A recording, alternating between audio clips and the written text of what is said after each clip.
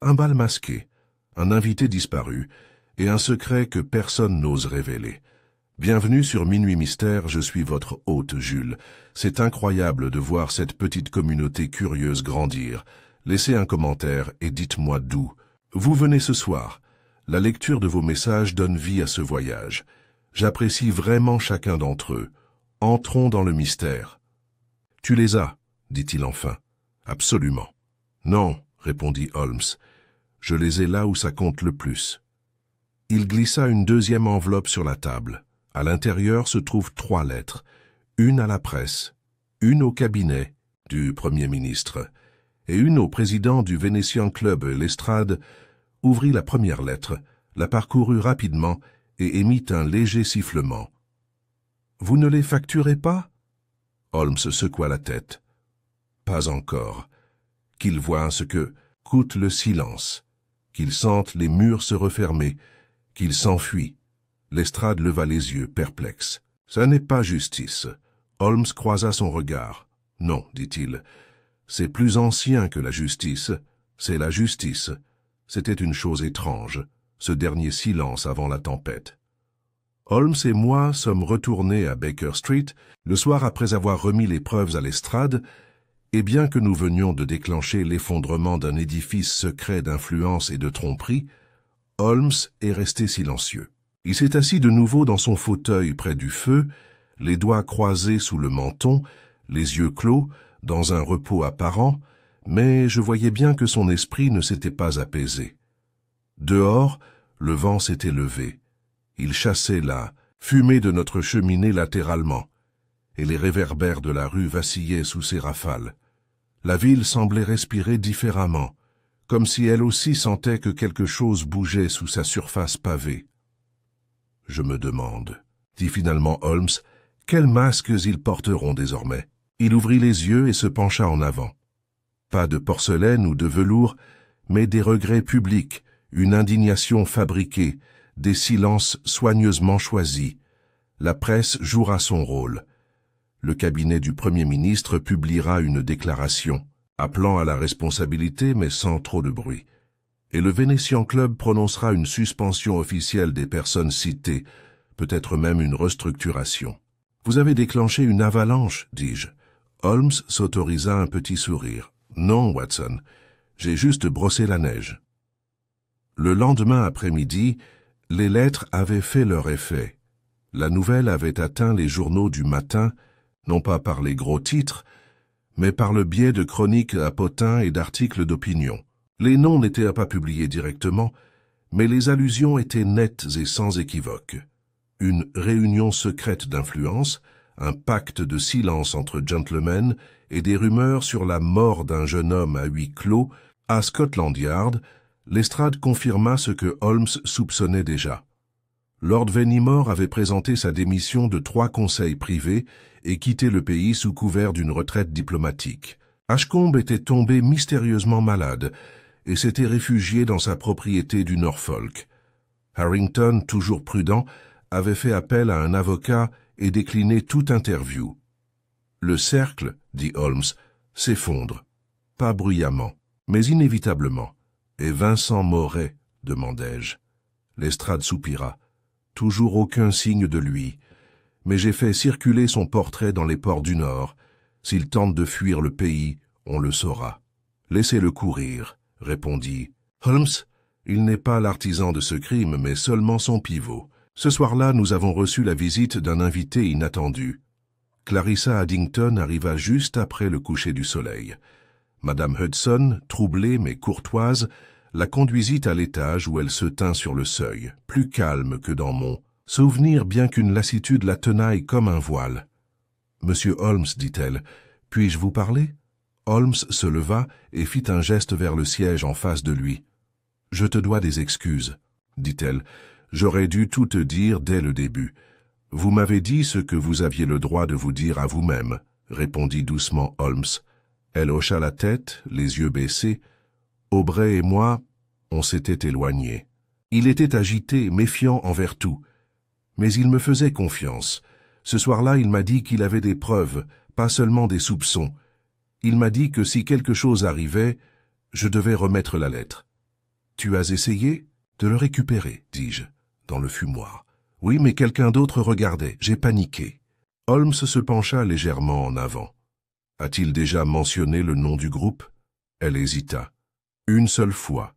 Il les appelait « la galerie des 100 visages ». Je pensais que c'était juste sa façon de dramatiser.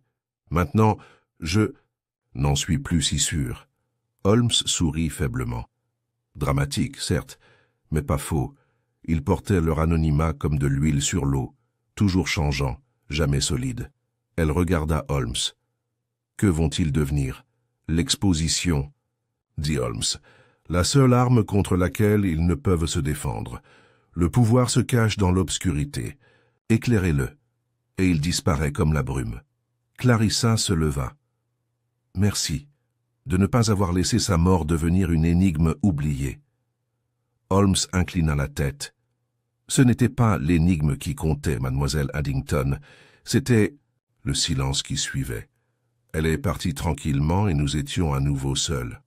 Le lendemain matin, un dernier mot m'est parvenu, non signé, dactylographié, sans adresse de retour. Il est arrivé dans une enveloppe non timbrée, remis en main propre. Holmes l'ouvrit et le lut à haute voix. On vous avait prévenu. Pourtant, vous avez persisté. Considérez ceci comme votre dernière enquête sur des sujets qui ne sont pas destinés à être révélés au grand jour. Il me l'a tendu sans un mot. Une menace, dis-je. Une promesse, corrigea Holmes, de quelqu'un qui pense que le jeu lui appartient encore. Que devons-nous faire? Holmes plia le billet et le déposa sur le feu. Il noircit, puis a disparu dans les flammes. Nous ferons comme toujours, Watson, nous observerons, nous attendrons, et quand les masques se lèveront à nouveau, comme toujours, nous serons là pour les accueillir. Il se leva, se versa une tasse de thé et se tourna vers la fenêtre. Après tout, une mascarade ne peut durer qu'un certain temps, avant que les danseurs ne commencent à oublier qui ils sont en dessous. Je le rejoignis, contemplant les toits et les cheminées de Londres. Le vent s'était calmé, le brouillard se levait.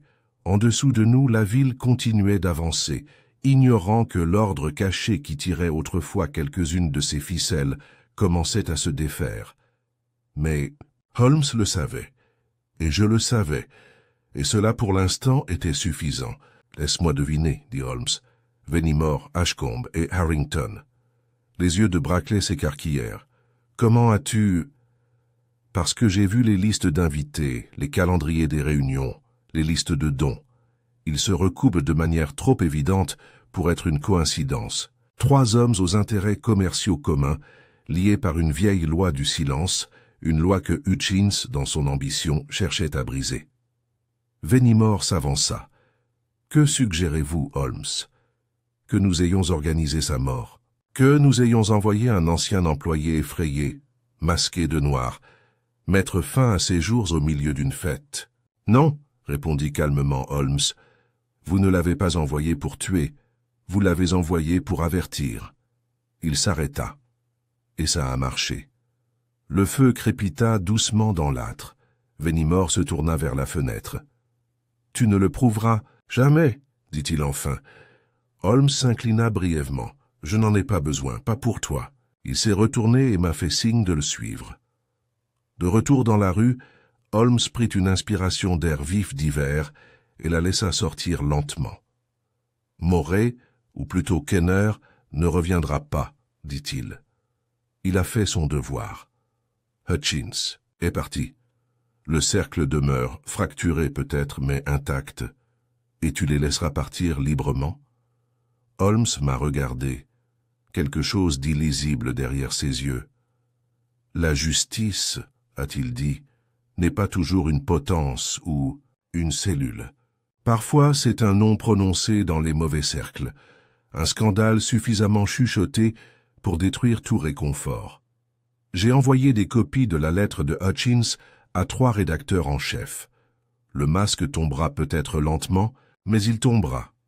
Nous sommes restés silencieux un moment de plus, tandis que le vent se levait et apportait les premiers signes de neige à travers la ville.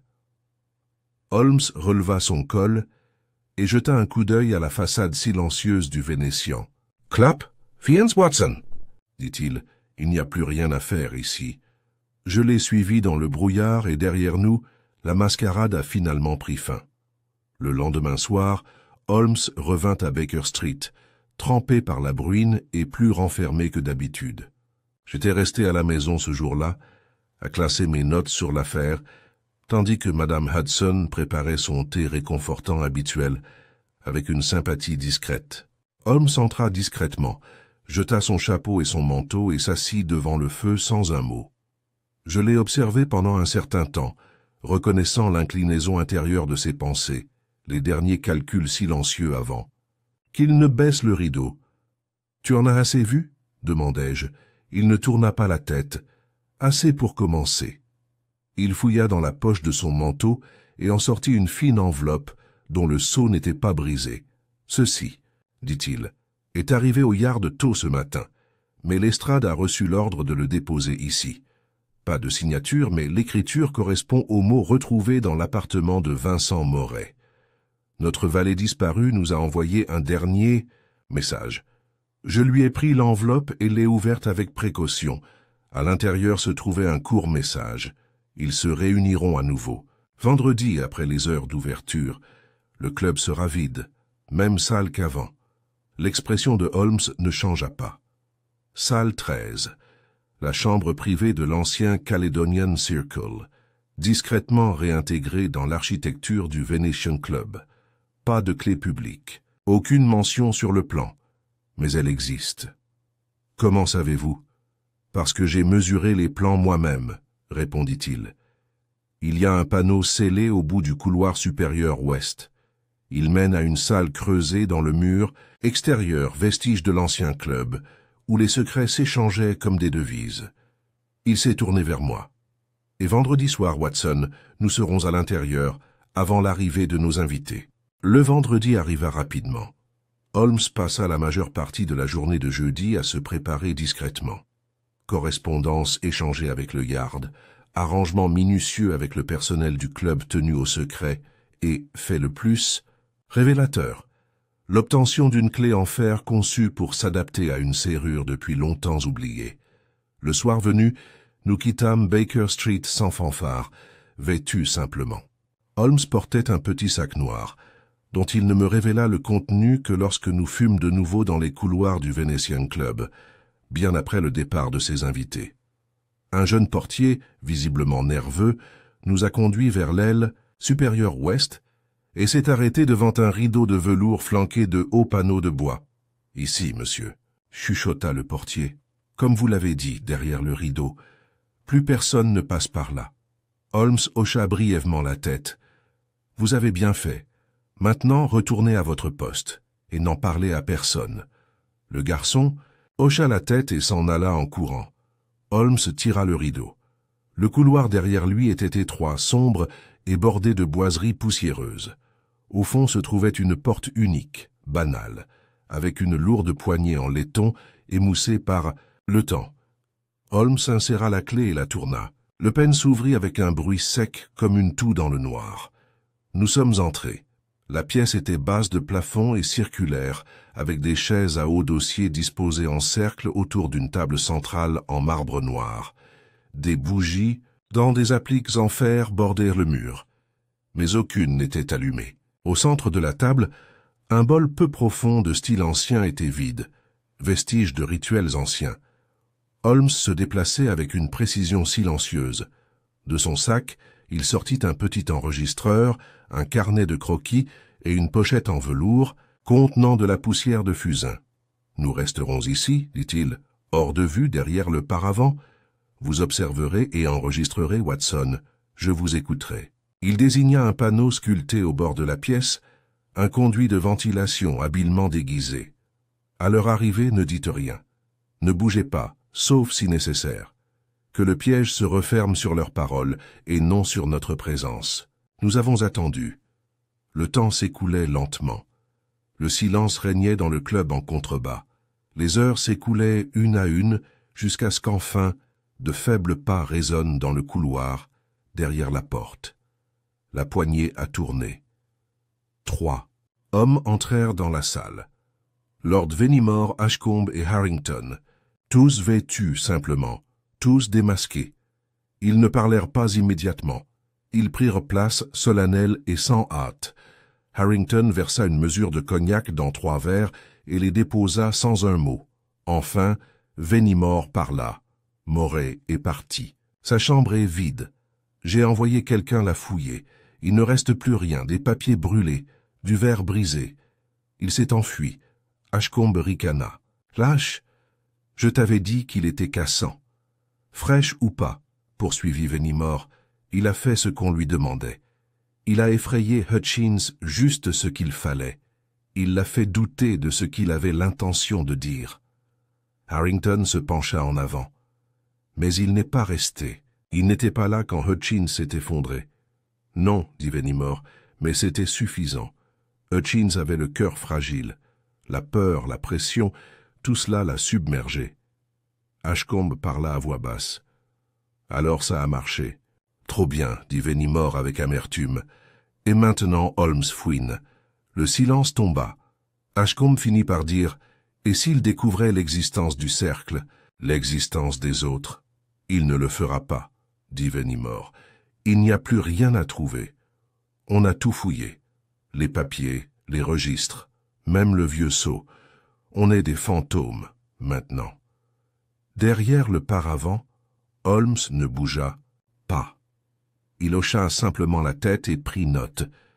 Les hommes dans la chambre se levèrent lentement. Ashcombe éteignit une bougie du bout des doigts. Alors cette réunion n'a jamais eu lieu, a-t-il dit. Non, dit Fenimore, ça n'est jamais arrivé. Et si Holmes s'approche trop près, on le fait fuir, poliment, fermement. Il se tourna vers la porte. Et si cela échoue, nous lui rappelons ce qui arrive aux hommes qui en savent trop. La porte se referma derrière eux. Nous avons attendu en silence pendant 5 minutes entières. Holmes se leva alors, rassembla ses affaires et me fit un signe de tête. Nous avons ce dont nous avons besoin. Le lendemain, Holmes et moi sommes arrivés à Scotland Yard avec la cassette, les croquis et une liste de noms. Lestrade, les yeux écarquillés, a écouté le récit en entier sans interruption. Le barman arriva 10 minutes plus tard, l'air un peu moins soigné que la veille. Pourtant, son attitude restait calme. « Monsieur Wendell, » demanda Holmes, « vous souvenez-vous avoir vu quelqu'un hier soir portant un simple masque noir ?» Wendell marqua une pause. « Tu veux dire, pas un des masques de bal ?»« Exactement. » Wendell se frotta la mâchoire. « Maintenant que tu le dis, oui. À peu près au moment où le souper a été annoncé. Une grande silhouette, costume noir, gants noirs, masque noir. Il n'a parlé à personne. Il a juste observé. Il est resté près de l'escalier puis a disparu. Tu as vu où il est allé? Non, mais il est sorti par la sortie latérale, je crois, l'entrée du personnel. Les yeux de Holmes brillèrent. Alors ce n'était plus un invité, c'était un fantôme.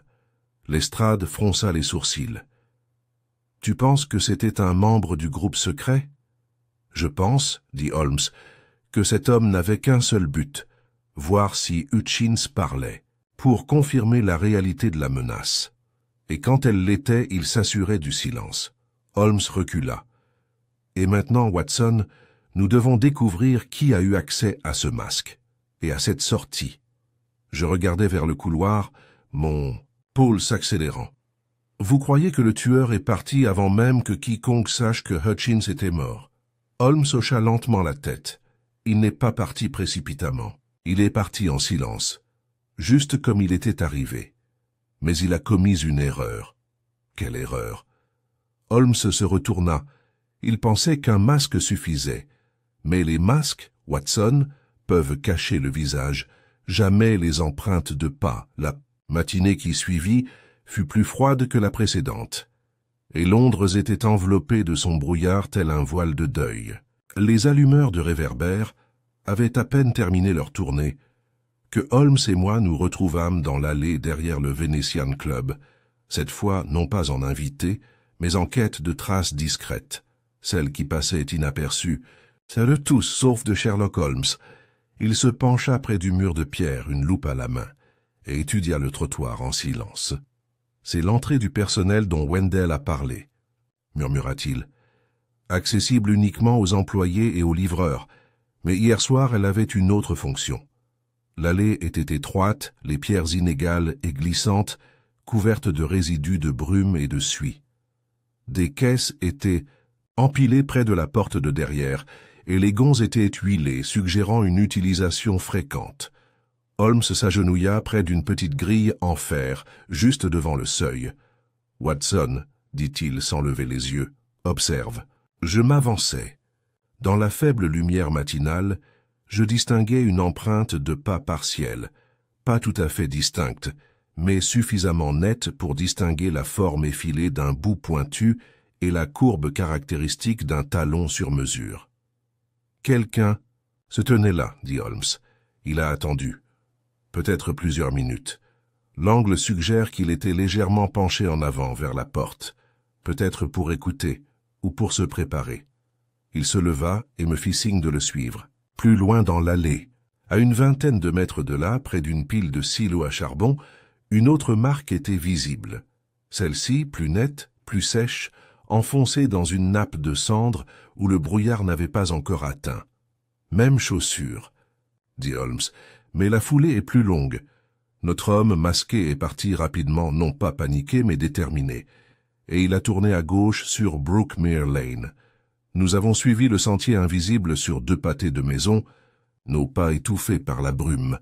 Holmes s'arrêtait tous les quelques mètres, scrutant le bord du trottoir, les grilles d'évacuation et la clôture en fer qui bordaient les étroites écuries.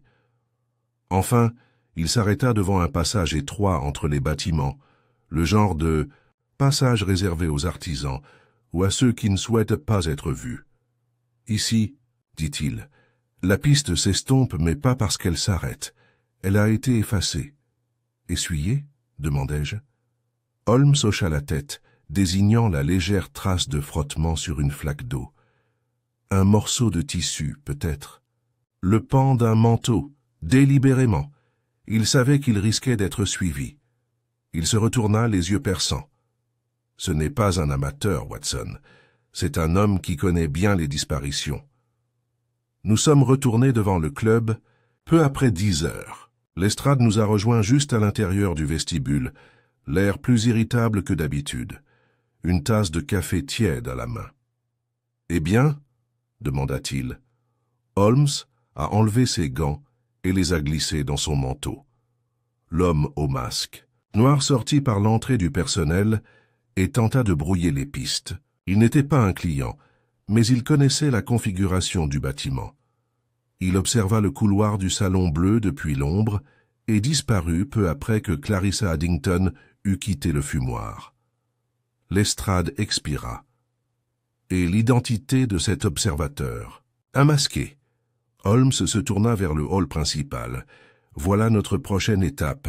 Apportez-moi les relevés d'emploi du club, la liste complète du personnel, les employés permanents et temporaires, en particulier ceux qui ont accès au couloir de service. » Pendant que Lestrade allait chercher les archives, Holmes me reconduisit dans la salle des costumes.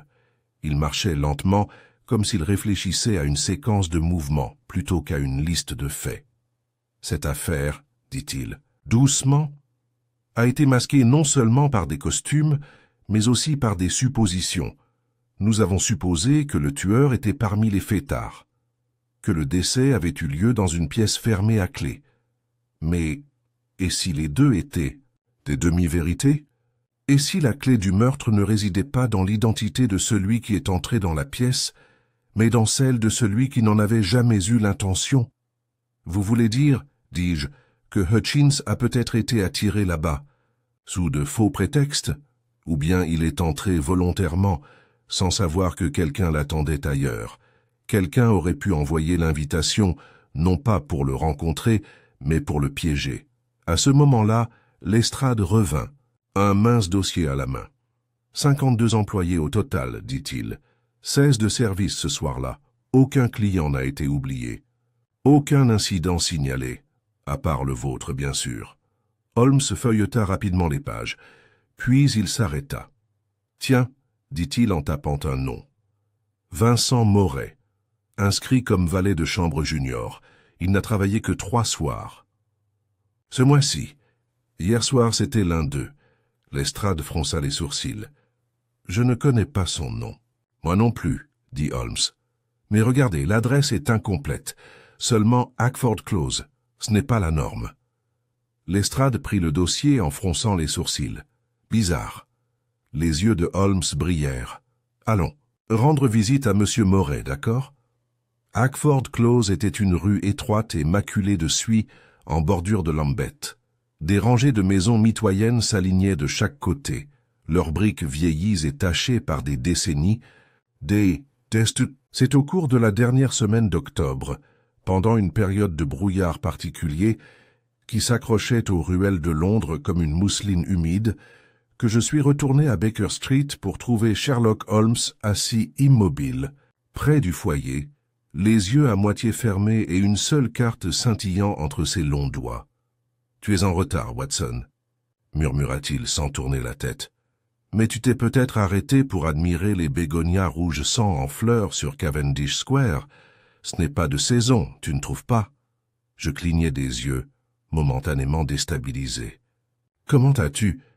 Vos bottes portent la fine poussière ocre propre à cette place, et l'odeur d'héliotrope flotte encore sur votre manche gauche, celle du jardin de Madame Beldon sans doute. Le bégonia est sa fierté. » Il était inutile de protester. Je m'étais habitué à la capacité particulière de Holmes à voir ce que les autres oubliaient, à tirer du sens de futilité. Pourtant, il y avait des moments, comme celui-ci, où ces déductions me faisaient froid dans le dos. Holmes se tourna enfin vers moi et, d'un geste de la main, me tendit la carte. « Lila. » C'était un papier épais rehaussé d'or et de filigranes ondulées. Un masque ornait le coin supérieur. Ci-dessous, d'une écriture élégante. « Le Venetian Club demande votre présence à la soirée masquée samedi prochain, à 8h30, l'honorable Lionel Brackley, président. »« Et qu'en pensez-vous » demanda Holmes en se levant, pour arpenter la pièce avec une grâce féline. « Un bal masqué, une soirée mondaine ?» Holmes émit un petit rire narquois. « En effet, mais pas seulement. Ceci est arrivé par courrier express il y a moins d'1 heure, accompagné d'un mot de l'inspecteur Lestrade. Il me demande, ou plutôt m'exhorte, à être présent. Il semble que notre présence soit requise pour des raisons professionnelles. Il s'est passé quelque chose? Un décès, Watson, ou peut-être un meurtre. Les détails sont rares. Un jeune homme vu pour la dernière fois entrant au Venetian Club la veille au soir a été découvert ce matin dans un salon privé, complètement mort, portant toujours son masque. J'ai ressenti une tension familière dans ma poitrine, ce mélange d'effroi et d'impatience qui accompagne toujours le début d'une nouvelle affaire. Et la cause? Inconnue. Aucune blessure visible, aucune lutte apparente. La porte était verrouillée de l'intérieur. Holmes s'arrêta à la fenêtre, où le brouillard extérieur s'installait comme un intrus patient. Nous avons affaire, semble-t-il, à une énigme élégamment emballée, une énigme qui exige un démêlage. Des plus délicats. Il se retourna, les yeux brillants. « Prends ton manteau, Watson. On nous attend au Venetian Club ce soir même. » Le Venetian Club se dressait à côté de Belgrave Square, un édifice discret dont l'extérieur laissait peu deviner le faste du spectacle intérieur.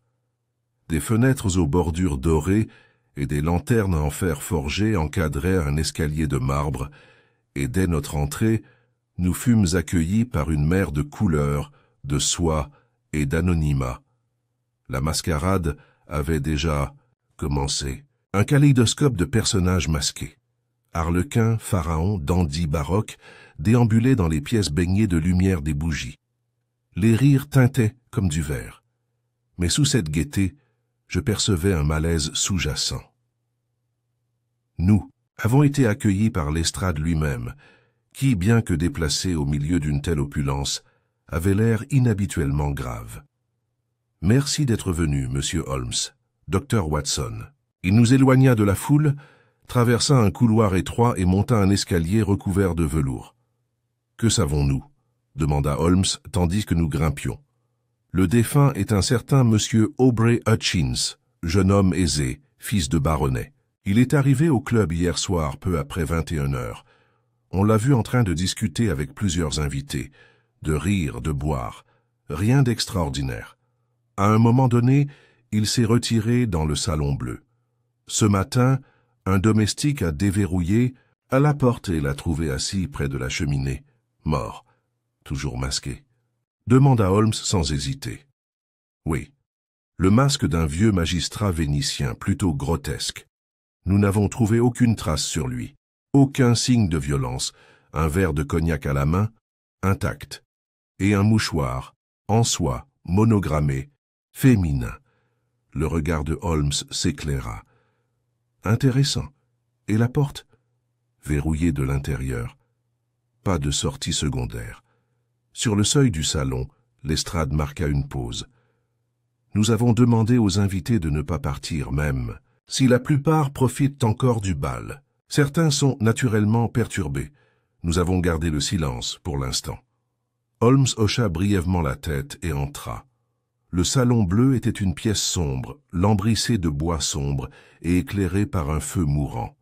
Là, affalé avec élégance dans un fauteuil à oreilles, se tenait le jeune homme en question. Son masque dissimulait encore son visage, dont les traits étaient déformés par un regard narquois.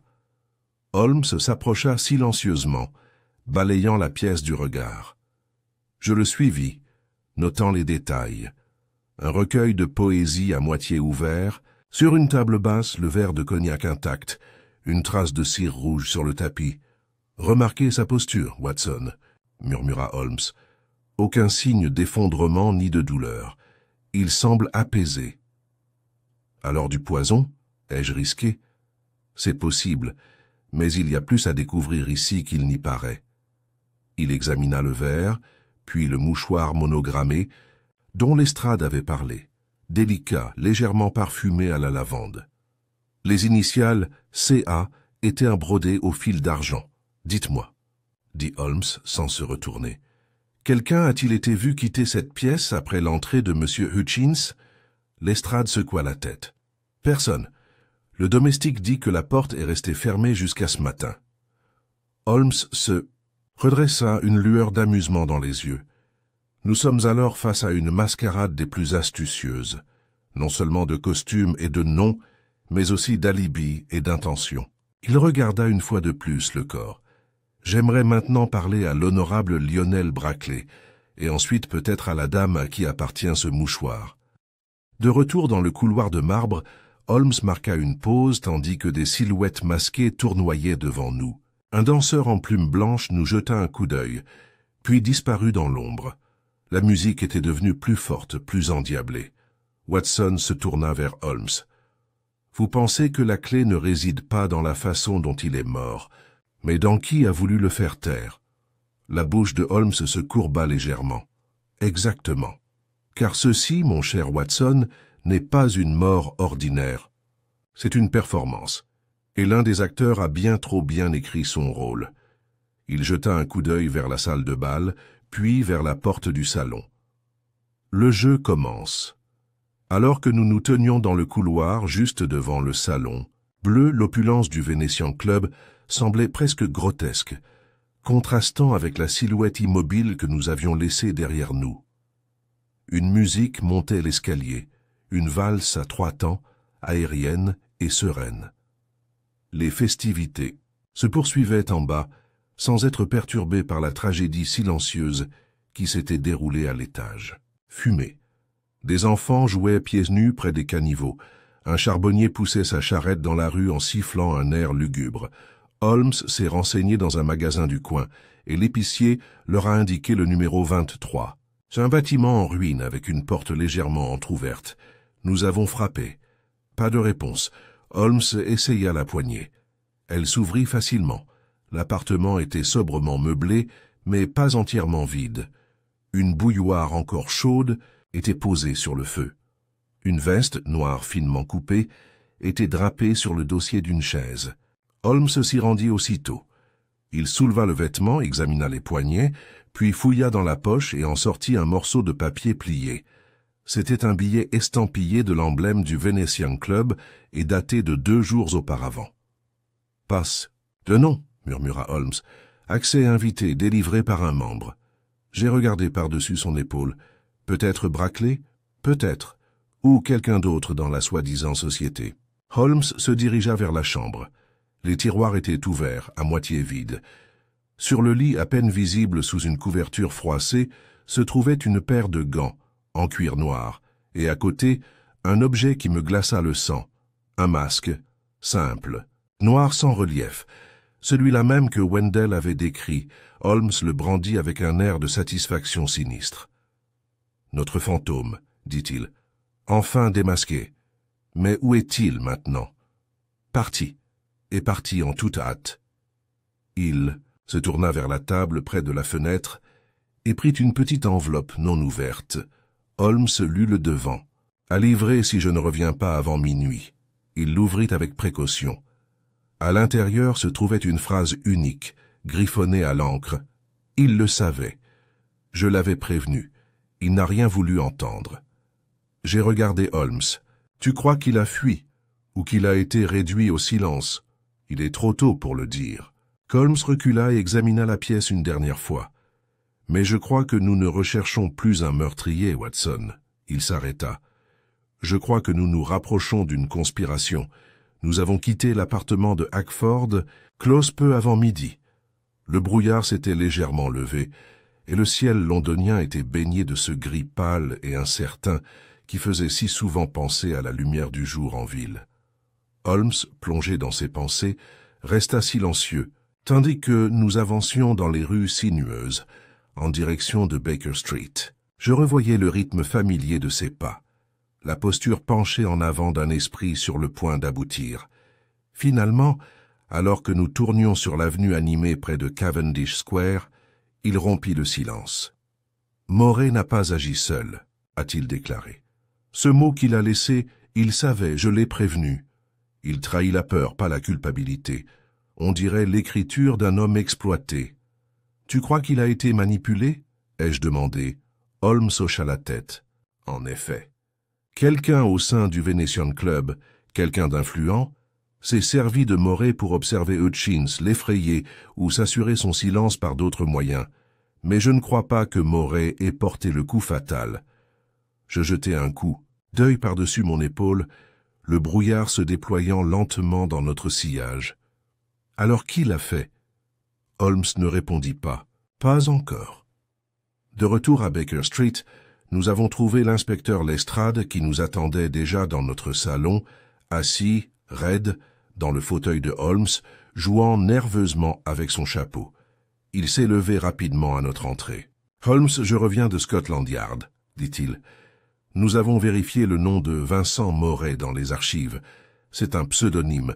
Son vrai nom est Francis Kenner, ancien employé, licencié pour fraude, sans emploi fixe depuis, lié à un scandale politique il y a 3 ans, disparu peu après. L'expression de Holmes ne changea pas. Une indication d'employeur récent. Rien d'officiel, dit Lestrade. Mais il y a autre chose. Le sceau de cire, celui de la lettre de Hutchins. Il correspond à un vieil emblème privé d'un club de gentlemen aujourd'hui disparu, le Cercle calédonien. Holmes haussa un sourcil. « Ah, ce nid de murmures !»« Tu en as entendu parler ?»« Seulement de passage. Officiellement disparu. Depuis plus d'1 décennie. Mais nombre de ses membres ont été intégrés à d'autres institutions sociales, dont, semble-t-il, le Venetian Club. » Lestrade me jeta un coup d'œil. « Qu'est-ce que c'est que ce cercle ?»« Une association clandestine, » répondit Holmes. « À la fois alliance sociale et échiquier politique. Ils étaient reconnus pour leur discrétion, leur secret et leur influence. Si Hutchins avait découvert par hasard des preuves de la survie que de certains éléments, et s'il avait menacé de les dénoncer, alors il est devenu un handicap, ai-je conclu. Précisément. Dit Holmes, Lestrade fronça les sourcils. Mais il n'y a toujours aucune preuve qu'il ait été assassiné. Pas de toxine, pas de blessure, aucun signe d'effraction. Holmes se dirigea vers la cheminée et tapota du doigt le bord du porte-pipe. C'est parce que vous recherchez un meurtre commis avec des moyens visibles. Mais que se passerait-il si l'arme n'était pas physique? Lestrade cligna des yeux. Tu veux dire psychologique? Je parle de pression, Lestrade, intimidation, suggestion, le lent démantèlement de la détermination. Hutchins n'était pas un homme d'acier. Il était passionné, certes, mais téméraire, vulnérable à la peur. Je m'avançai. Tu crois qu'il a été poussé à la mort? Ou on m'a persuadé de le faire? Dit Holmes doucement. Il y eut un long silence dans la pièce. Puis Holmes se retourna, soudainement revigoré. Nous devons retourner au club.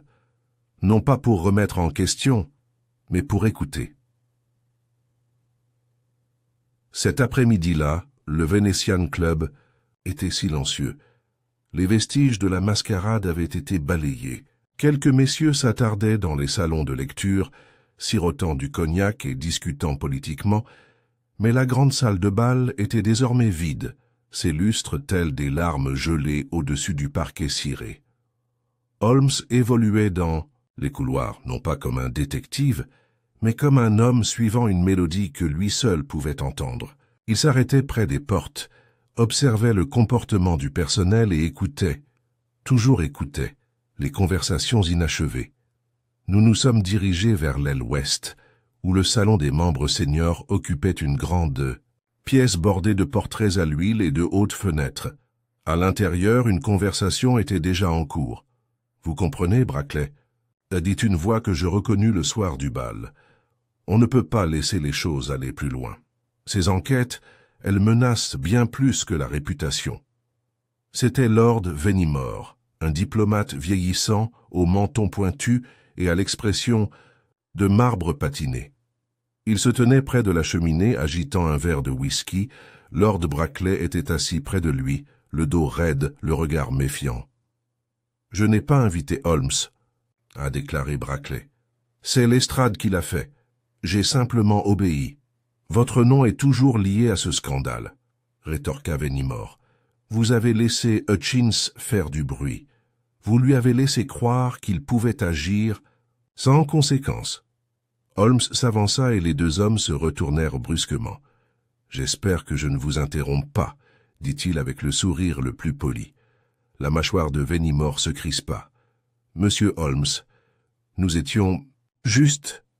Vous parlez de la préservation du silence ?» termina Holmes. « Continuez. » Venimore se détourna époussetant la poussière invisible de sa manchette. « Vous n'avez aucune preuve de quoi que ce soit, Holmes. »« Pas encore, » acquiesça Holmes. « Mais j'ai des empreintes de pas, de faux noms, des costumes disparus, un valet disparu avec une conscience coupable, et un jeune homme mort à l'aube de la révélation. J'appellerais ça le début d'un schéma. » Il se tourna vers Brackley. « Dites-moi, Lord Brackley, lorsque Hutchins vous a contacté pour vous faire part de ses inquiétudes concernant certains membres, a-t-il cité des noms ?» Brackley hésita. « Oui, dit-il enfin. Il en a nommé 3. » Holmes se tenait debout, les mains jointes dans le dos, le regard fixé non pas sur l'entrée de la salle de bal, mais sur le long couloir bordé de portraits. Son attention, je l'avais appris depuis longtemps, était rarement attirée par l'évidence. « Dites-moi, Lestrade, » dit enfin Holmes, « combien de personnes ont eu accès à cet étage supérieur la nuit dernière ?»« Officiellement, » répondit Lestrade, les sourcils froncés.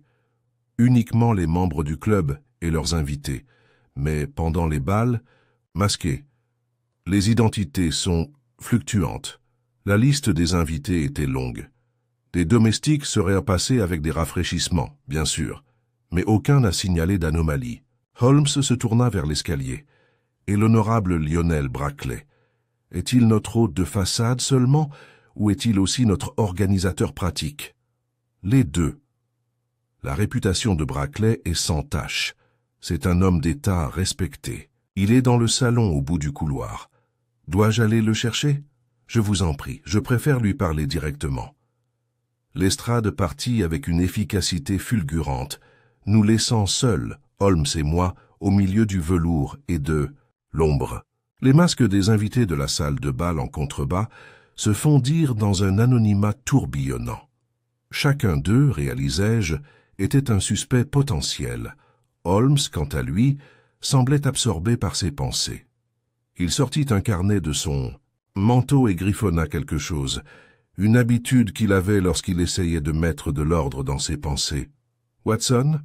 dit-il sans lever les yeux. « Te souviens-tu de la marque de cire particulière près du défunt ? » ?»« Oui, de la cire rouge, comme celle d'un sceau. »« Exactement. Pourtant, aucune lettre ni aucun document ne se trouvait à proximité. Étrange, n'est-ce pas? Qui apporte un mot scellé à une fête, le déchire et n'y laisse rien, ni son contenu? » Il s'arrêta puis jeta un coup d'œil dans le couloir. « Et le masque, Watson? Qu'en penses-tu? Cela m'a semblé cruellement détaillé, presque macabre. En effet, un masque de magistrat vénitien, certes, mais celui-ci présente une joue crevassée et des bajous exagérés. Un choix peu flatteur. Il nous renseigne sur le défunt ou du moins sur l'apparence souhaitée. » Avant que je puisse répondre, un léger coup de talon sur le sol annonça le retour de l'estrade. L'honorable Lionel Brackley l'accompagnait. Brackley était un homme d'une 50aine d'années, aux tempes argentées et à la moustache soigneusement taillée. Il portait un masque cramoisi relevé sur le front, révélant des yeux fatigués et un teint marqué par l'alcool et les nuits blanches. « Monsieur Holmes, » dit-il en lui tendant la main, « un plaisir malgré les circonstances difficiles. Et Dr. Watson, j'ai lu vos récits. Quelle honte pour le jeune Hutchins. J'ai connu son père. » Holmes inclina poliment la tête. « Mes condoléances. Pouvons-nous parler franchement, Lord Brackley? » « Bien sûr. La discrétion est de mise.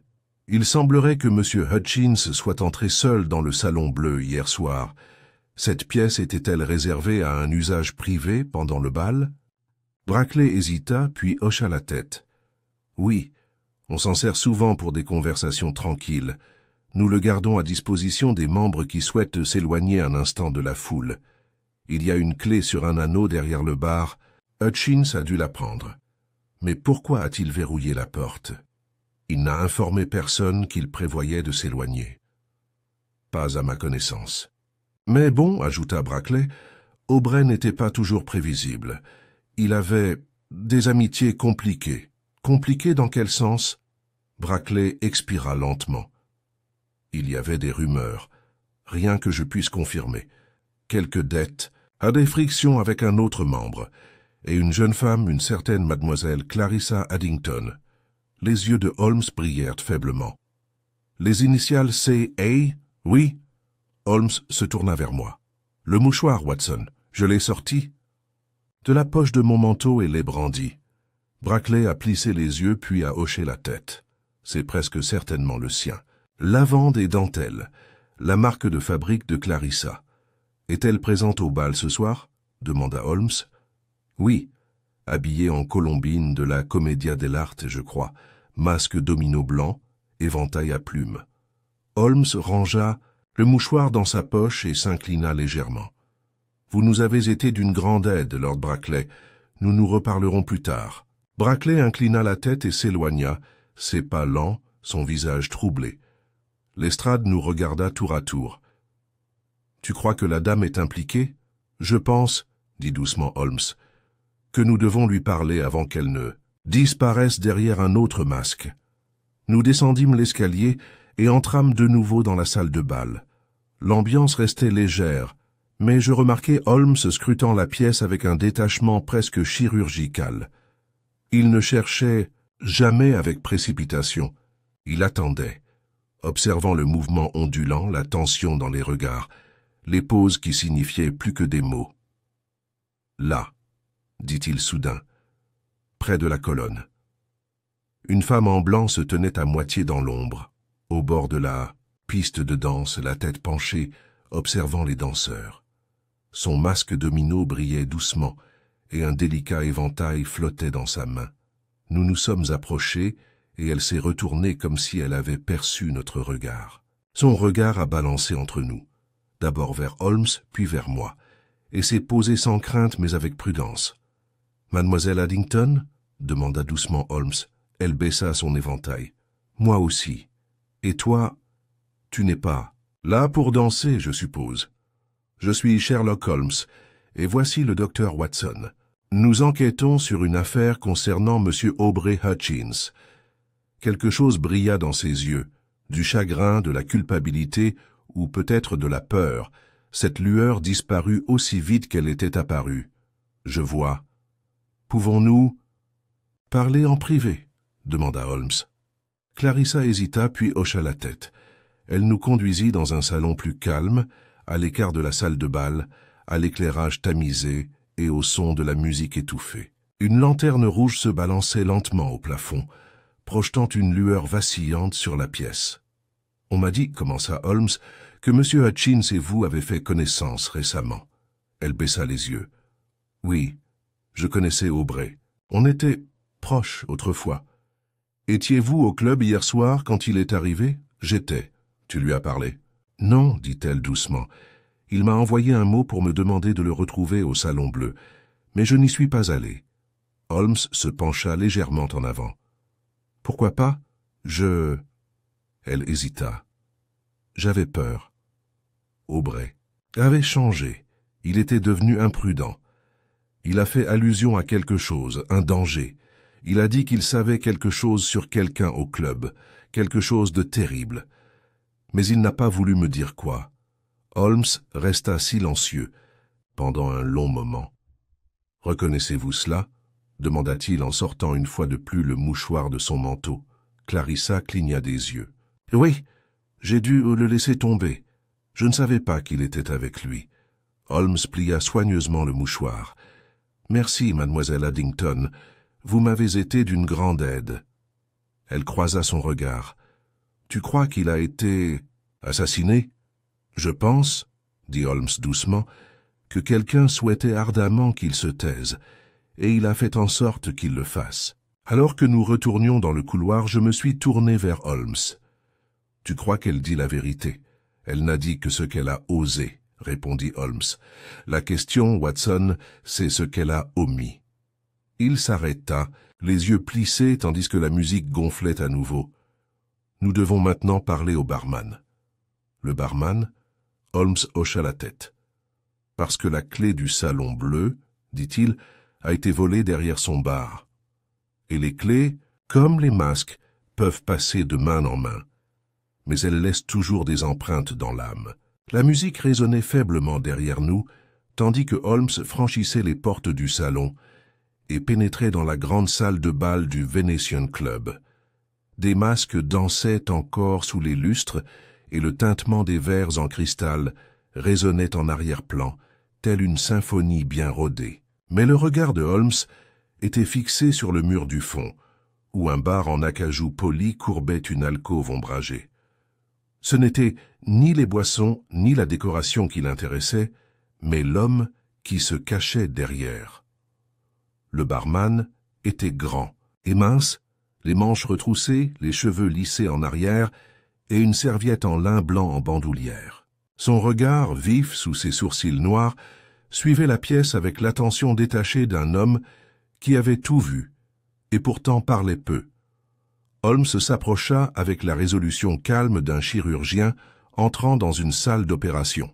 « Bonsoir, dit-il d'une voix douce. « Vous êtes Monsieur Wendell, je suppose ?» Le barman hocha poliment la tête. « C'est moi, monsieur. Que puis-je vous servir? Juste la vérité, si tu as un moment. » Les yeux de Wendell se plissèrent légèrement, mais son sourire resta courtois. Bien sûr, même si la vérité est rare par ici. Holmes lui répondit par un léger sourire, s'appuyant sur le bar avec une grâce désinvolte. « Je crois comprendre que la clé du Salon Bleu est généralement cachée derrière ce comptoir. C'est bien ça ?» Wendell hocha lentement la tête. « Oui, monsieur. Un tiroir verrouillé sous la caisse. Les membres savent où le trouver, mais ils sont censés le demander. La plupart le font. »« Quelqu'un l'a demandé hier soir ?»« Monsieur Hutchins l'a fait. » répondit Wendell sans hésiter. « Vers 9h15.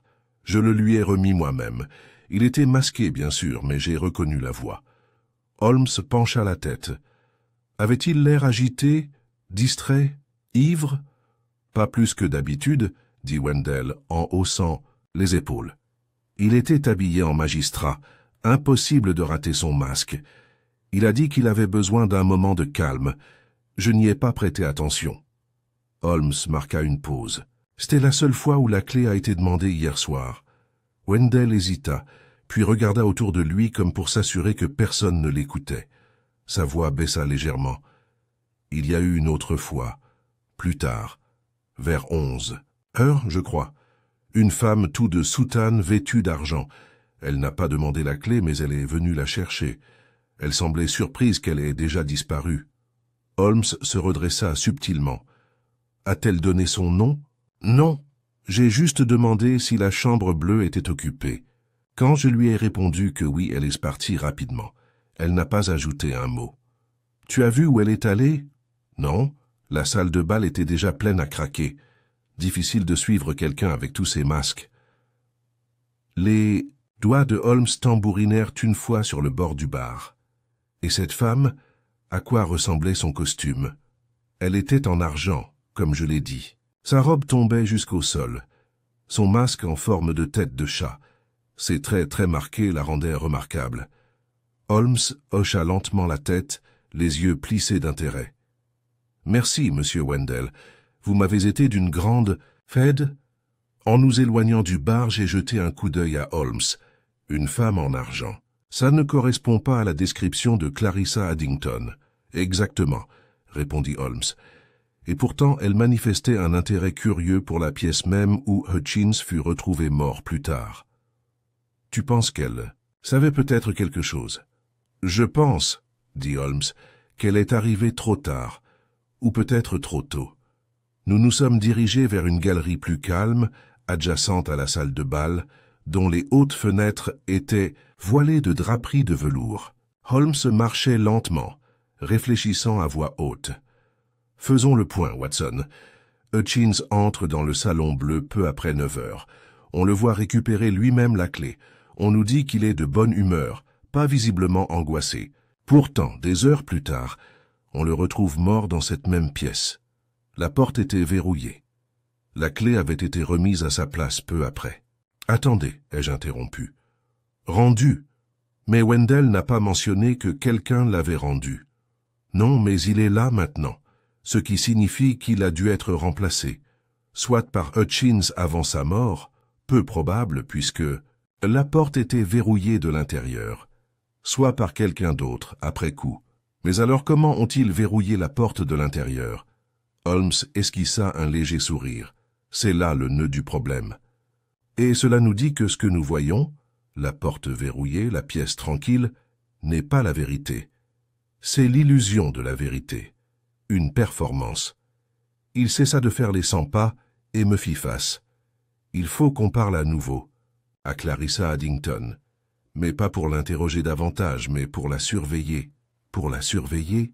Oui, les gens mentent souvent avec leur bouche, Watson, mais rarement avec leur posture. Nous sommes retournés au bord de la salle de bal, où les invités commençaient à se diriger vers le souper. Un valet de pied annonça l'ouverture de la salle à manger, et la foule commença à se disperser, les rires persistant comme un parfum dans l'air. Clarissa Addington se tenait seule près d'une colonne de marbre cannelé, sans parler à personne. Son masque blanc pendait maintenant à son poignet, et son expression, bien que posée, exprimait la tension de celle qui a trop longtemps attendu le silence. Holmes lui fit un signe de tête subtil. « Observe !» Elle se retourna lentement et marcha dans la direction opposée à la salle à manger, vers l'arrière du club.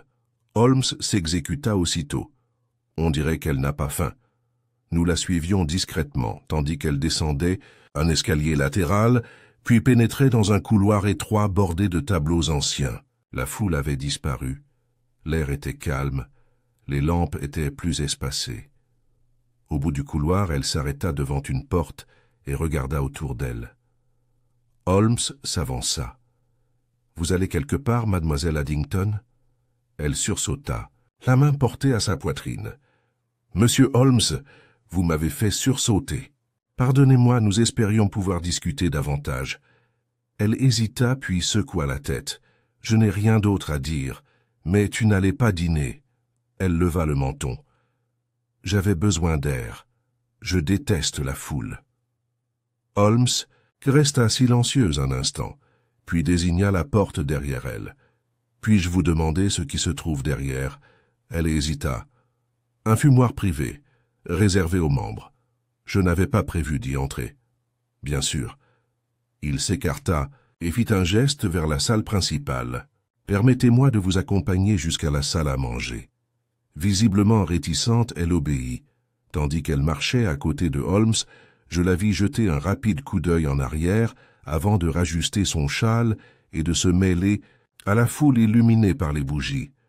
Holmes ne lui dit plus rien, mais une fois qu'elle fut hors de portée de voix, il se tourna vers moi avec une expression de satisfaction tranquille. « Elle allait rencontrer quelqu'un, » dit-il, « ou récupérer quelque chose. Alors pourquoi ne l'a-t-elle pas fait? Parce que nous sommes arrivés trop tôt. » Il jeta un coup d'œil vers le couloir. « Et maintenant, il faut voir ce qu'elle a laissé derrière elle. » Holmes commença à inspecter les vêtements retournés, ne s'arrêtant que lorsque le commis arriva avec le registre d'inventaire.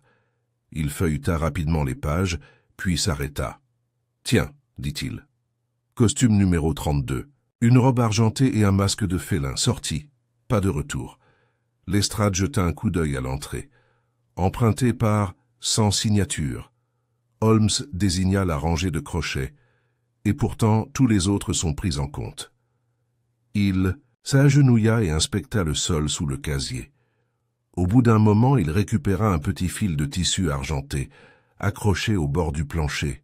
« Il n'a pas été rendu », a-t-il expliqué, « parce que son porteur ne voulait pas être identifié. » Lestrade fronça les sourcils. « Alors on trouve le costume, on trouve le tueur ?»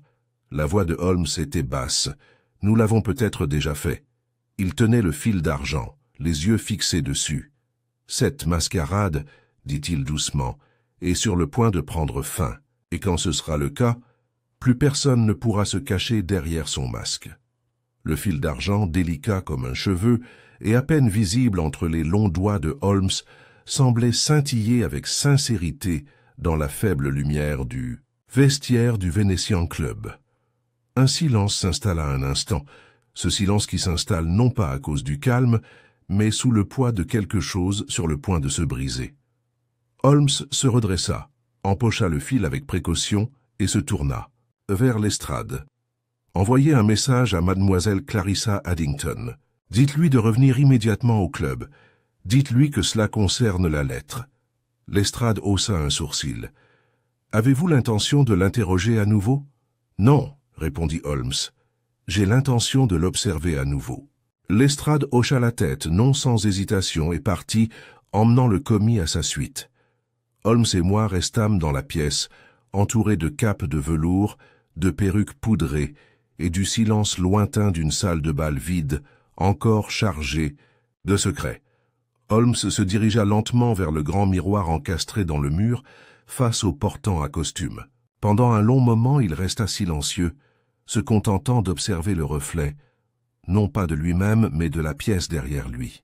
« Watson, » dit-il doucement, « que te rappelles-tu de la silhouette vêtue d'argent que Wendell, le barman, a décrite? Elle était grande, silencieuse et se déplaçait avec détermination. Un masque de chat. Elle chercha la clé du salon bleu, mais partit lorsqu'on lui annonça qu'il était déjà pris. Et on ne l'a plus jamais revue. Non. » Holmes se tourna vers moi. Et si elle n'avait jamais eu l'intention d'entrer? Et si son objectif était simplement de confirmer qui était déjà entré? Tu crois qu'elle guettait Hutchins? Je crois, dit Holmes, qu'elle s'assurait que la pièce était occupée. Et peut-être par qui? Elle n'avait pas besoin de le confronter, juste de savoir. Il se dirigea à nouveau vers le registre, le parcourant une dernière fois. Pas de signature, pas de retour du costume, ce qui signifie que notre fantôme d'argent n'avait pas l'intention de figurer parmi les invités. À ce moment-là, Lestrade revint, chapeau à la main. « Elle arrive, elle semblait inquiète. »« Bien, dit Holmes, laissez-la tranquille. » Nous attendions dans le salon, celui adjacent à la désormais tristement célèbre chambre bleue. Le feu s'était éteint depuis longtemps, et les vitres tremblaient sous le froid du brouillard de l'après-midi. Holmes se tenait près de l'âtre, silencieux, les yeux rivés sur les appliques en forme de flamme le long du mur. « Je savais par expérience que c'était à ce moment-là que son esprit accomplissait son travail le plus intense. Dans le silence, derrière un voile de silence. Finalement, la porte s'ouvrit en grinçant et Clarissa Addington entra. Elle portait une cape sombre sur une robe modeste, les cheveux attachés en arrière sans ornement. Son expression était pâle et posée, mais je sentais une tension sous-jacente. « Tu m'as fait venir », dit-elle doucement. Holmes inclina la tête. « Oui, asseyez-vous, s'il vous plaît. » Elle hésita, puis s'assit. Holmes ne s'approcha pas d'elle. Au lieu de cela, il resta où il était, d'un ton doux mais résolument ferme. « Mademoiselle Addington, vous nous avez dit avoir reçu un mot de Monsieur Hutchins. Il souhaitait vous rencontrer au Salon Bleu. »« Oui, et tu n'y es pas allé. »« Non. Tu as aussi dit que tu étais parti tôt du bal, que tu n'étais pas resté jusqu'à l'heure du dîner. » Clarissa baissa les yeux. « Oui. Alors vous me pardonnerez de poser une question difficile. » La voix de Holmes se fit presque murmurer. « Pourquoi votre costume argenté ne vous a-t-il jamais été rendu ?» Clarissa leva brusquement les yeux. Ses joues se détendirent. Elle ouvrit la bouche, mais pendant un instant, aucun son n'en sortit. « Je ne sais pas ce que tu veux dire. » Holmes s'avança lentement, prudemment. Le costume porté par la femme qui s'est approchée du bar à 23 heures. La robe argentée, le masque de félin. Celle qui a posé des questions sur le Salon Bleu. Ce costume n'a pas été rendu. Il a disparu, tout comme le nom de la cliente qui le portait. Clarissa se leva. « Tu crois que je pense, interrompit doucement Holmes, que vous protégez quelqu'un. Peut-être vous-même, peut-être quelqu'un d'autre. Mais je crois que vous êtes resté au club bien plus longtemps que vous ne le prétendiez. » Ses mains tremblaient légèrement à ses côtés. Elle regarda vers la porte, puis de nouveau vers Holmes. « Je ne l'ai pas tué, dit-elle. Sa voix se brisa comme du verre. « Je te jure que non. »« Alors, dis-nous la vérité. » Elle s'assit lentement, comme si le poids de la pièce avait triplé. « J'ai porté le costume argenté. Je n'en avais pas l'intention. Ce n'était pas le mien. Le mien était abîmé. La dentelle s'était déchirée avant le bal. Une amie m'a proposé le sien, je ne l'ai pas signé. Je ne voulais pas que le fait que j'avais changé de costume soit consigné. J'avais peur que ça fasse du grabuge. » Le regard de Holmes resta fixe. « Et le masque? Je l'ai porté pendant 1 heure, peut-être plus. Je me suis approché du bar, j'ai demandé où était le Blue Drawing Room, mais je ne m'en suis pas approché, je le jure. Pourquoi pas? » Elle leva les yeux vers lui, une larme perlant sous son œil. « Parce que j'ai vu quelqu'un d'autre debout près du couloir, il l'observait. » Holmes s'approcha. « Qui? » ?»« Je ne sais pas. Il portait un simple masque noir. Il ne faisait pas partie de la garde-robe du bal. Il avait l'air différent, comme s'il avait sa place ailleurs. Il se tenait immobile près de l'escalier. Quand je les ai vus, je me suis détourné. Je suis allé au fumoir. J'y ai attendu près d'1 heure, puis je suis parti. » Holmes resta silencieux un long moment, puis doucement, « As-tu laissé quelque chose derrière toi ?» Clarissa hésita. « Seulement le mouchoir. Je l'ai laissé tomber quelque part entre le fumoir et le couloir. Je ne l'ai pas retrouvé. » Holmes hocha la tête. « Merci, mademoiselle Addington, ce sera tout pour le moment. » Alors qu'elle partait, Lestrade se tourna vers Holmes. « Tu la crois? Je crois qu'elle a dit la vérité, enfin, mais ce n'est pas toute la vérité. Pas encore. » Il se tourna vers la fenêtre, tapotant la vitre avec un long doigt. « Ce simple masque noir, c'est notre prochain chemin. » Des idées où le trouver? Holmes sourit faiblement. Si l'objet a été porté par quelqu'un qui ne souhaitait pas être remarqué, il ne sera ni répertorié, ni enregistré, ni restitué. Mais il pourrait encore être rappelé. Il se retourna brusquement. « Faites venir Wendell. » À l'intérieur du fumoir, l'air était chargé d'une odeur de tabac et de vernis. Holmes se déplaçait rapidement, son regard scrutant chaque détail. Les cendriers, la carafe intacte, les fauteuils à haut dossier. C'était une pièce faite pour les murmures et les cigares, pas pour les secrets et les scandales, Mais sous l'un des fauteuils en cuir, à moitié caché sous un exemplaire plié du journal du soir, Holmes sortit une petite enveloppe, le sceau de cire rouge toujours, intact, estampillé d'un blason que je ne reconnaissais pas. Il l'a tenu à la lumière. « Tiens, Watson, » dit-il doucement, « notre lettre disparue, ou plutôt celle que nous n'étions pas censés retrouver. Qu'est-ce qu'il y a dedans ?» demandai-je en m'avançant. Holmes examina le sceau, puis le glissa soigneusement dans son manteau. « On verra bien, mais pas ici. » Alors qu'il se tournait vers la porte, je le suivis, un frisson me piquant la nuque malgré la chaleur du club.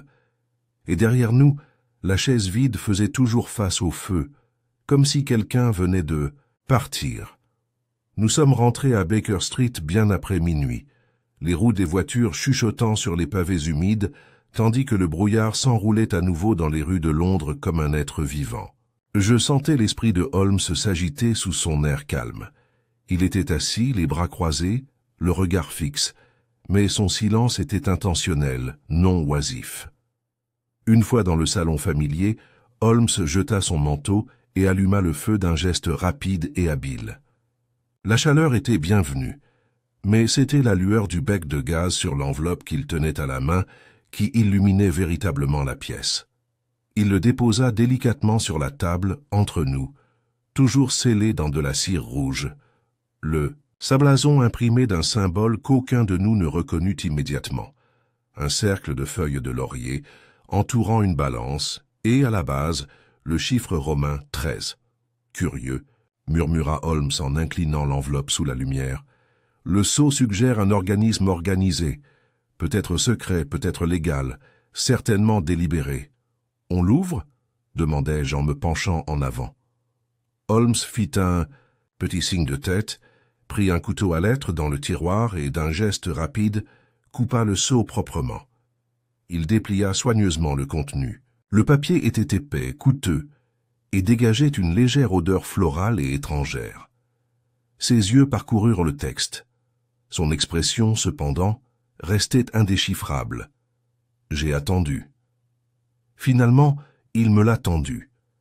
C'était écrit d'une écriture, fluide et masculine.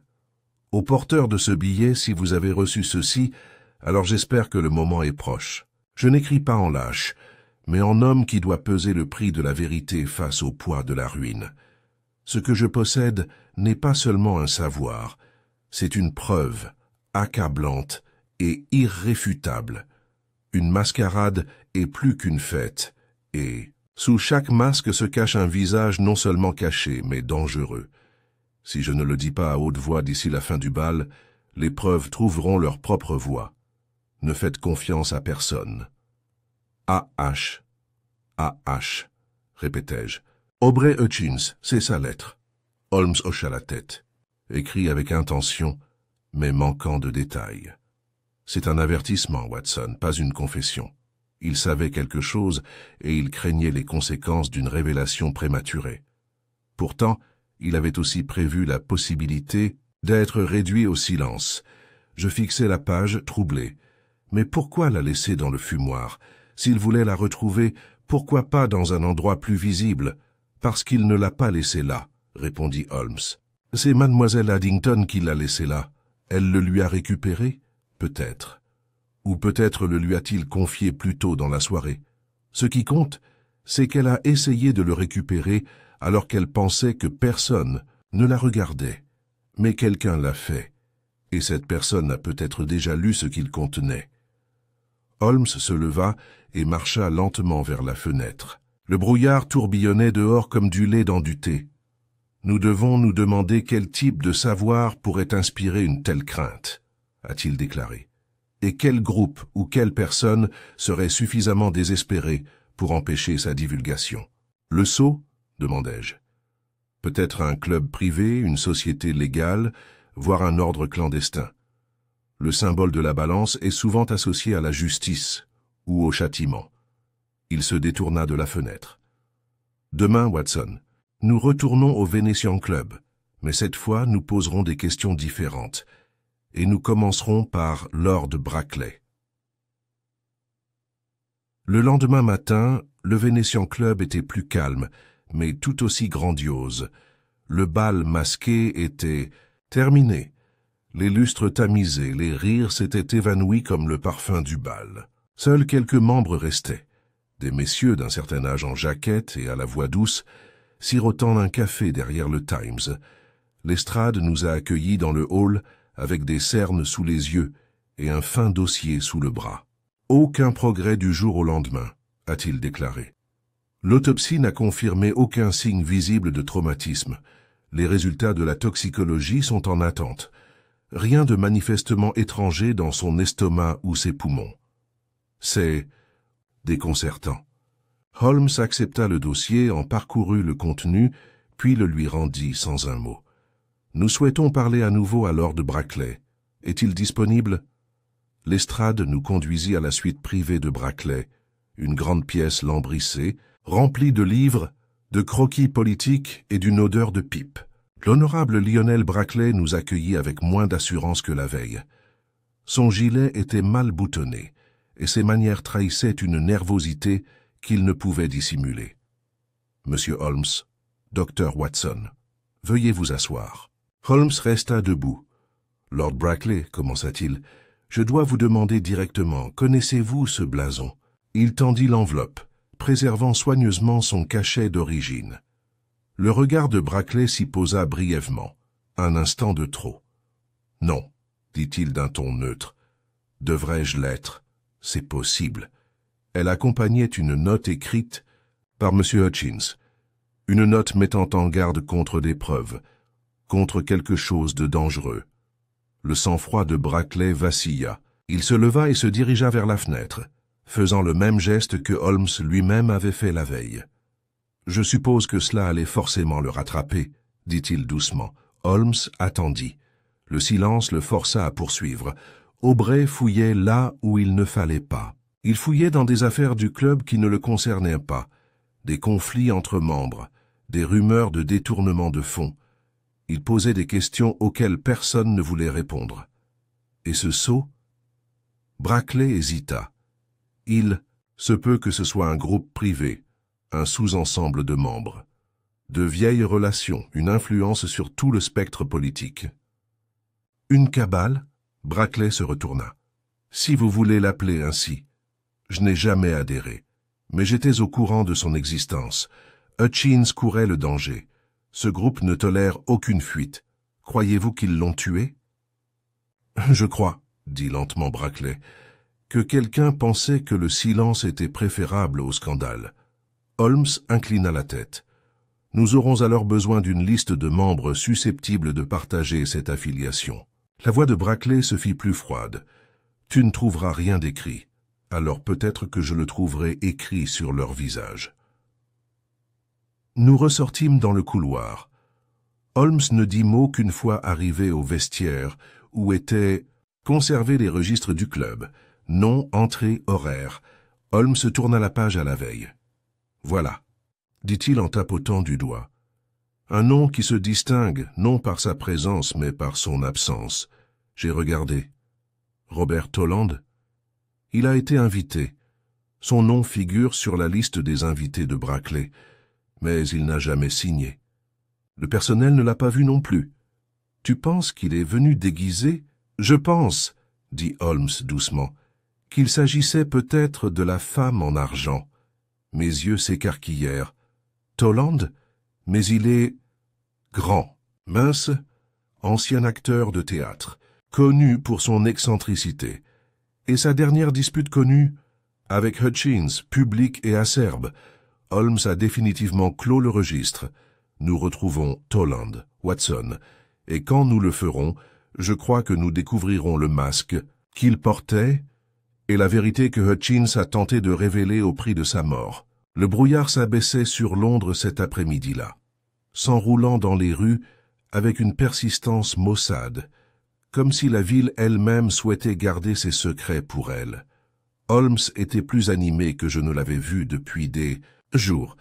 Nous étions retournés brièvement à Baker Street pour recueillir quelques notes, et c'est là, dans la chaleur de notre bureau encombré, qu'il a dévoilé une nouvelle pièce du puzzle, Robert Toland. dit-il en marchant à grands pas entre la fenêtre et l'âtre. Autrefois acteur réputé, aujourd'hui membre reclus d'un cercle privé au sein du Venetian Club.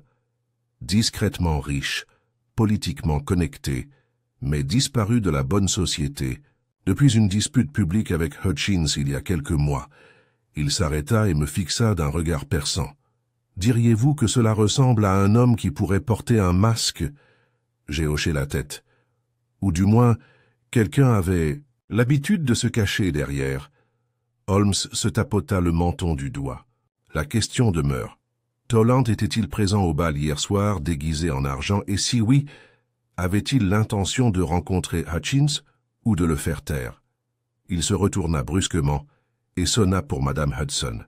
Quelques instants plus, tard, notre logeuse, toujours patiente, est apparue, s'essuyant les mains sur son tablier. « Madame Hudson, » dit Holmes d'un ton brusque, « pourriez-vous faire venir un taxi immédiatement? Le docteur Watson et moi avons une visite à Knightsbridge. » Elle hocha la tête, imperturbable face à cette demande soudaine. « Tout de suite, monsieur Holmes. » L'adresse de Toland, telle que l'estrade l'avait discrètement communiquée, était une demeure seigneuriale nichée entre deux imposantes maisons de ville sur un paisible croissant de Knightsbridge. Le heurtoir en laiton brillait, malgré les volets clos et les rideaux tirés. Holmes frappa 3 fois. Nous attendîmes en silence. Enfin, la porte s'ouvrit avec un grincement hésitant. Un homme d'une 60aine d'années apparut, maigre mais élégant, vêtu d'une veste de smoking, en velours effiloché. Son regard sombre nous observa. « Oui ?» dit-il, la voix rauque mais délibérée. « Monsieur Robert Toland ?» demanda Holmes. « Je suis. Je m'appelle Sherlock Holmes et voici le docteur John Watson. Nous avons quelques questions concernant un événement qui a eu lieu hier soir au Venetian Club. » Le regard de Toland s'assombrit, mais il recula et ouvrit la porte plus largement. « Entrez. Mais je ne peux pas vous promettre de réponse. » L'intérieur de la maison était aussi théâtral qu'on pouvait l'attendre d'un homme ayant une expérience du théâtre. Lourds rideaux, miroirs ornés et une légère odeur d'encens vieilli flottant dans l'air. Il nous conduisit dans un salon tapissé de textes et de photographies de productions théâtrales d'une époque révolue. « Puis-je vous demander où vous étiez hier soir entre 21h et minuit ?» demanda Holmes, tandis que nous nous asseyions.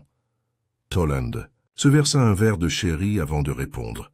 « Ici, à la maison. »« Seul ?» Il marqua une pause. « Oui. »« Pas de personnel? Pas de visiteurs? J'ai licencié la plupart de mon personnel le mois dernier. La seule autre personne disposant d'une clé est mon valet, qui est parti rendre visite à sa famille. » Holmes hocha la tête. « Vous étiez invité au bal masqué au Venetian Club. Vous n'y êtes pas allé ?» Toland se tourna vers la cheminée, la voix plus basse. « Je n'avais aucune envie de revoir Hutchins. Pourtant, on vous a vu. Ou, du moins, quelqu'un qui vous ressemblait. Grand, mince, vêtu d'argent, portant un masque en forme de tête de chat. Ils ont demandé des nouvelles de Hutchins. Ils ont cherché à accéder au salon bleu. » Toland resta silencieux pendant un long moment. Quand il parla enfin, ce fut avec un calme fragile. « Alors quelqu'un souhaite que je sois impliqué. » Holmes se pencha en avant, les yeux plissés. « Saviez-vous qu'il avait l'intention de faire une déclaration hier soir? Qu'il avait écrit une lettre contenant ce qu'il appelait des preuves accablantes? » Toland se tourna lentement vers nous. « Il m'a envoyé un avertissement il y a 2 jours. Il disait avoir découvert quelque chose sur certains membres du club. Il m'a dit qu'il avait l'intention de les dénoncer. Il m'a dit que s'il lui arrivait quelque chose, je devais m'attendre à être appelé. » Holmes se rassit. « Et vous n'étiez pas là pour l'entendre. J'ai cru que c'était encore une performance d'Aubrey, » dit Toland avec amertume. Il aimait semer le trouble, raviver de vieilles blessures. Je pensais qu'il bluffait. « Vous connaissiez la société, celle représentée par le sceau ?» J'avais entendu des rumeurs. Une faction secrète, plus ancienne que le club lui-même. Ils mènent leurs affaires à la sauvette, dans des coulisses. Je n'ai jamais adhéré. Je n'ai jamais voulu. Hutchins, mais il voulait les démasquer. Holmes tapota la coudoir du doigt. Et maintenant il est mort. Toland vida son verre. Alors peut-être qu'il a réussi. Holmes se leva. « Merci pour votre temps, monsieur Toland. Une dernière question. Possédez-vous toujours un costume de mascarade argenté ?» Les yeux de Toland se levèrent brusquement. « C'est vrai. Je l'ai brûlé l'année dernière. Il appartenait à un passé que je préférerais oublier. En quittant la maison, le brouillard s'était épaissi, réduisant même les réverbères à gaz à de pâles halos. Holmes resta silencieux jusqu'à ce que nous montions dans le taxi. « Il ment, dit-il enfin. Je l'ai regardé. »« Tu es sûr ?» Holmes hocha la tête. « Il n'a peut-être pas assassiné Hutchins, mais il était au club hier soir. Il protège quelqu'un ou quelque chose. Nous avons roulé en silence pendant plusieurs pâtés de maison, le rythme des roues sur la pierre mouillée ressemblant à un lent battement de cœur. « Et maintenant ?» demandai-je. « Retournons au Venetian Club, » dit Holmes. « Il reste un masque à examiner, un masque qui n'a jamais été porté. » De retour au club, l'estrade nous a accueillis dans l'antichambre, les sourcils froncés. Nous avons gardé la salle des costumes fermée, comme vous l'aviez demandé, dit-il. Seuls les invités et le personnel qui se sont changés ici sont entrés ou sortis. Holmes hocha la tête. Parfait. Apportez-moi le registre d'inventaire. La salle des costumes, nichée à côté du hall principal, était une pièce silencieuse bordée de miroirs, de coiffeuses et de portants. Masques à plumes, capes d'opéra, perruques poudrées et robes au ton de pierres précieuses étaient disposées en rangées ordonnées.